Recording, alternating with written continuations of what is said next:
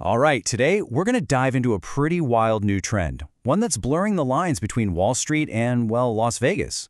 We're talking about a world where people are making and losing fortunes not on stocks, but on pretty much everything else. Election results, celebrity gossip, you name it. So let's get into why so many people are choosing to roll the dice on their financial future. So let me just ask you this straight up. Heads, you double your money. Tails, you lose it all. A perfect 50-50 shot. Now, betting everything you have on a coin flip sounds completely insane, right? But what's crazy is that a growing number of people are basically doing just that every single day. And they don't think they're being foolish. For a lot of them, playing it safe feels like a guaranteed way to lose. I mean, you hear the stories, and they are incredibly tempting.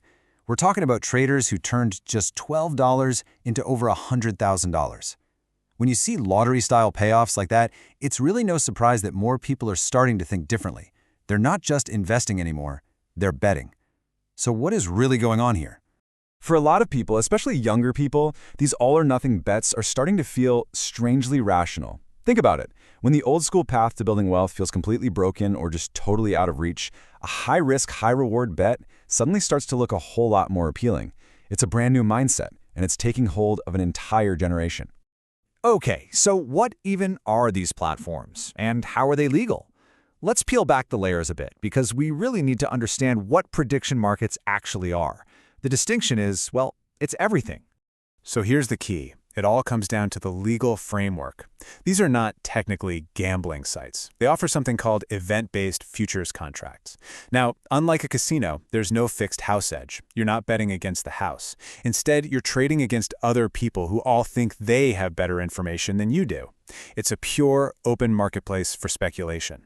And this is where we see this huge disconnect between the idea and what's actually happening. See, the original theory behind these markets was for them to be a hedging tool. So imagine you own a car wash. You could buy a contract that pays you if it snows to offset the money you lose on a bad day. That's the theory. But the reality? The reality is traders turning $1,000 into $200,000 in a few months on some high-stakes, purely speculative event. So all of this brings us to the real core of the issue, right? The big question. Why? Why are people consciously choosing to do this instead of traditional investing? And the answer, well, it's buried deep in the psychology of our current economic world. The thing is, for so many people, the traditional system just feels rigged. Why bother trying to figure out a complex stock metric like a PE ratio, something nobody ever taught you how to read, when you can just bet on who's going to win a Grammy, something you actually feel like you understand? When buying a house feels decades away because of stagnant wages and inflation, that slow, steady process of compounding just doesn't feel fast enough. And here's where it gets really serious. This isn't just entertainment money we're talking about. The data shows that for every single dollar a household spends on betting, it's putting $2 less into investment accounts. Net savings drop a lot. This money is being pulled directly from accounts that are supposed to be for retirement and long-term financial security. Okay, so with all of this money pouring in, someone has to be winning big. But who is it really? Let's forget the hype for a minute and just look at the cold, hard data. Now, the numbers can vary a bit from platform to platform, but some of the reports we looked at suggest that a staggering majority of regular retail traders ultimately lose.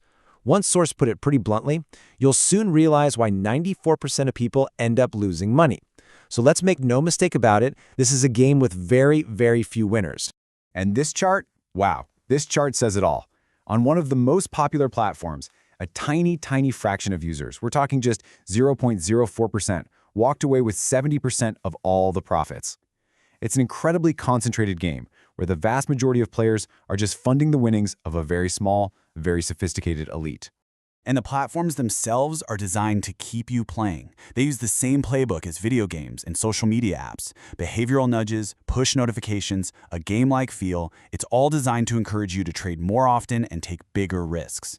And why? Because the more you trade, the more the brokerage makes in fees. The house might not have a fixed edge, but the platform always wins on volume.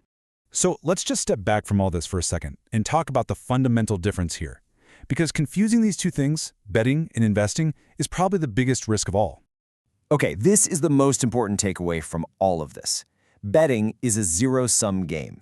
All it does is transfer wealth. For you to win $1, someone else has to lose $1. The total pie never, ever gets bigger. Investing, that's a positive-sum game.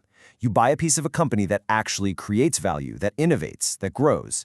The entire pie can expand, creating new wealth for everyone involved over time.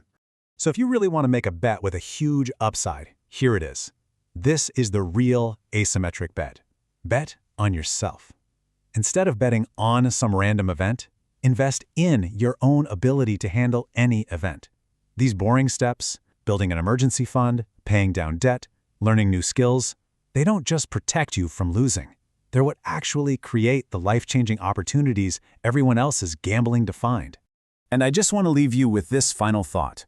As exciting as all the moonshots and the crazy bets are, it's the people who quietly invest every single month who usually end up with the one thing that everyone is really chasing: freedom.